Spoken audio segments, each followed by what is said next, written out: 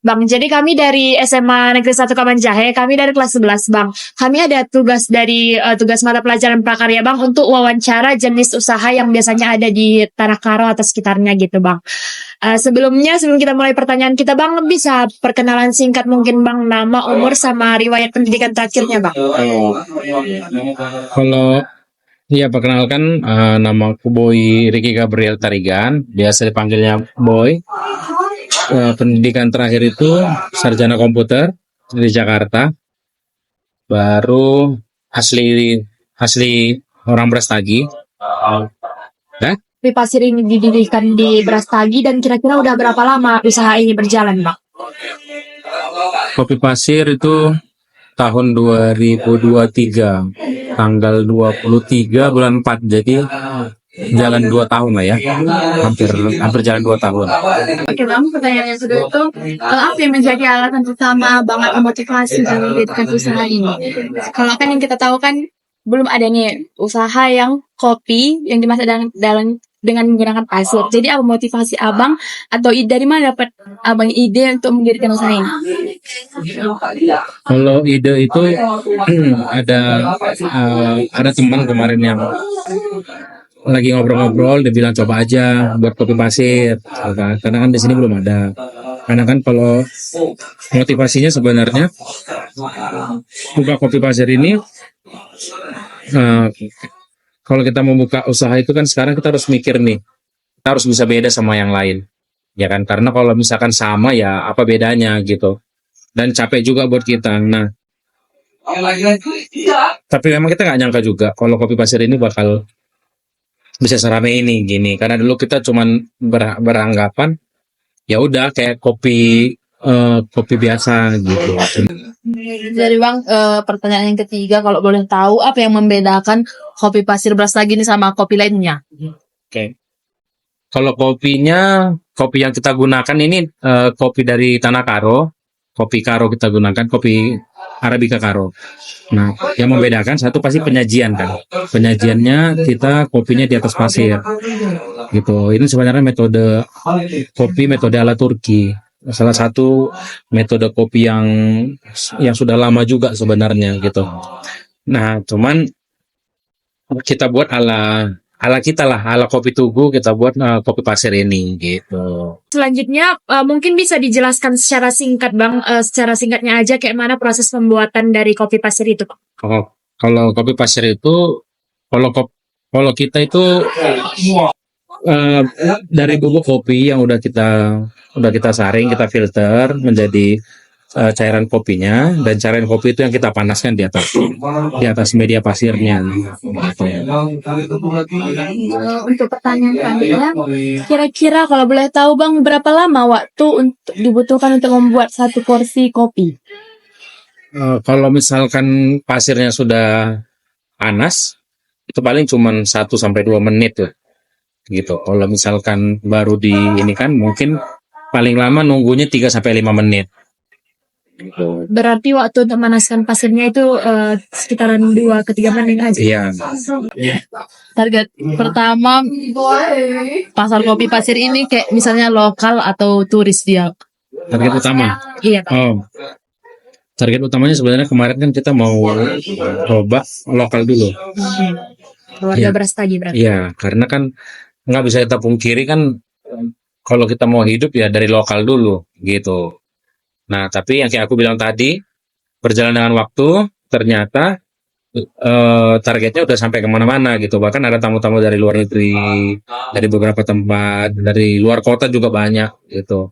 Kalau targetnya, ya kalau sekarang ya mungkin targetnya udah semakin luas gitu.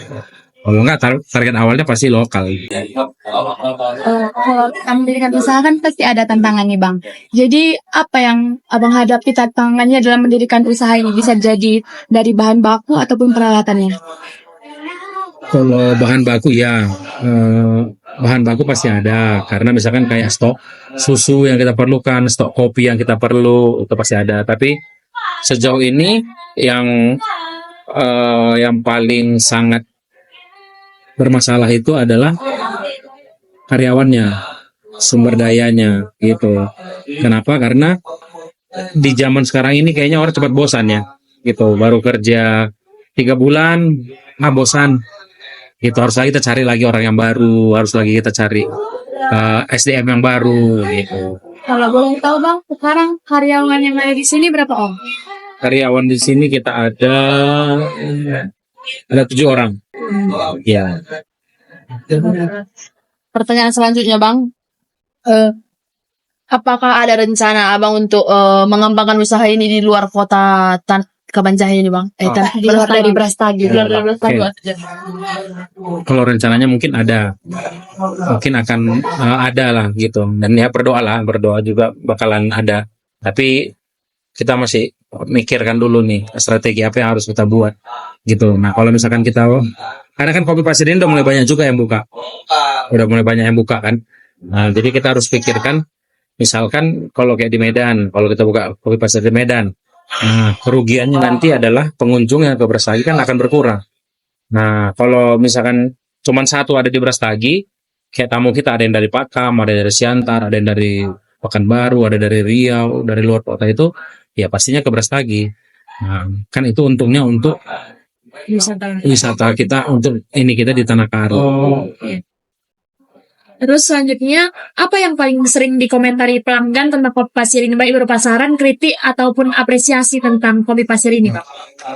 Kalau orang lokal yang biasa mereka kritik paling cuma satu kan, kok porsinya kecil. Ya kan, kok porsinya kecil gitu kan. Ya kalau itu gimana ya, memang kan sebenarnya kita minum kopi kan gak harus yang besar-besar gitu takarannya, atau juga harga yang kita kasih kan sesuai sama porsi yang kita kasih gitu. Misalkan kecuali tadi harganya di atas rata-rata, dengan seperti itu ya mungkin banyak orang komplain ya ini kan. Jadi gini bang, kenapa maka abang milih lokasi ini sebagai tempat kopi pasir? Kasih. Iya. Nah, saat Yang aku bilang tadi, kalau budaya orang Karo itu kan jarang. Jadi kalau di tempat ini, karena kan yang kita tahu kalau di Brastagi banyak kebanyakan orang. ya.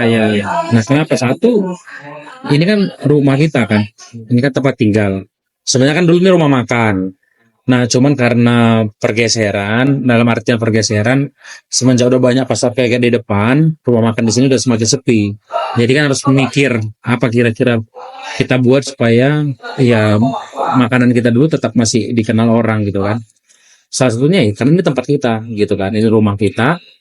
Nah, kenapa juga namanya Kopi Tugu? Ya sebenarnya karena kan dekat sama Tugu gitu. Karena kan kita anak Tugu sebenarnya. Kalau kita kan ada gitu kan, anak mana anak Tugu, ya kan, anak mana anak Simpang 5 kan gitu-gitu kan. Nah ini kan kita kebetulan Tugu, makanya namanya kita buat Kopi Tugu. Jadi bang, apa alat dan bahan yang diperlukan dalam pembuatan usaha ini ataupun kopi ini? Yang pasti kan bahan dasarnya ya kopi lah ya. Nah, kopinya pun kan, yang aku bilang tadi, kita coba kasih kopi yang bisa bilang dipilihan, bukan kopi-kopi yang sembarang kopi gitu. Nah, alat-alatnya ya udah pasti alat-alat dasar untuk membuat kopi lah, gitu kan. Ada namanya kettle, ada namanya filter, ada namanya teko khusus untuk kopi, ada namanya scale. Scale itu kan timbangan supaya si kopi ini tetap konsisten gitu, bukan hanya sekedar tuang enggak, semuanya kita di sini pakai timbangan. Jadi misalkan kalian minum hari ini, kalian datang minggu depan, kalian datang lagi bulan depan pun rasanya tetap sama. Terus ini mungkin jadi pertanyaan terakhir bang, itu tentang keuangan usaha bang. Ini pertanyaan dari guru kami, mungkin bisa abang jelaskan sedikit tentang bagaimana pengelolaan keuangan usaha dalam usaha kopi pasir ini, mungkin kayak pemasukan atau pengeluarannya per bulan, per mingguan, per tahun gitu. Iya, secara garis besarnya. Sementara kan kita masih ininya manual ya, masih manual, kita belum pakai aplikasi. Karena kan sebenarnya kalau pakai aplikasi kan lebih memudahkan, karena kan itu tiap hari pun bisa kita cek. Nah kalau kita ini di tempat kita ini, kita buat sistemnya masih manual, di mana sistem order kan kita catat. Nah nanti mungkin per 3 hari atau mungkin per seminggu, tergantung tamunya lah. Kalau misalkan tamunya nggak terlalu ramai, kita ada lagi santai gini, kita buat rekapitulasi lah gitu, dari minuman, makanan gitu. Jadi dan kita buat pasti laporannya per bulan. Jadi berapa pemasukan per bulan, berapa pengeluaran per bulan. Bisa kira-kira di-spill salah satu aja bang, omset misalnya dia omset per bulannya sama pengeluarannya dia dalam satu bulan. Kira-kira aja gitu berapa bang? Mana ya? Kalau hari-hari biasa ya mungkin dia 10 ke 20. Ini per hari. Apanya? Enggak, bulan. Bulan. Oh iya. Misalkan pengeluarannya di 30. Ya kan? Omsetnya biasa di 40-50. Gitu. Berarti perharinya itu nggak dihitung per hari bang? Enggak, Iya. enggak. Kalau kita hitungan per hari itu, hitungan per hari itu agak apa ya? Agak gimana ya kita bilang? Karena kan lagi-lagi kita bilang kan warung kita ini dari luar, tamunya kebanyakan, gitu. Jadi kalau dari lokal ya paling ya kayak gini lah. Ini kan karena hari Sabtu Minggu kan, you can gitu. Nah kalau untuk bilang detail berapa kita nggak terlalu ini sih. Berarti ini buka setiap hari. Setiap hari. Hari termasuk hari libur. Hari libur, ya hari libur apalagi wajib. Jadi bang itu adalah kira-kira pertanyaan kami untuk wawancara kali bang. Ini udah cukup banyak kali penambah informasi wawasan untuk kami, terkhususnya kami kayak anak sekolah juga kan bang, sama kami juga masih perlu banyak pengalaman gitu bang. Makanya mungkin melalui tugas ini kami bersyukur kali banyak ketemu abang, bisa tambah pengalaman kami bang. Terima kasih juga untuk waktunya ya bang. Terima kasih bang. Jangan lupa bilang sama temannya datang ya. Iya bang, pasti bang. Oke bang.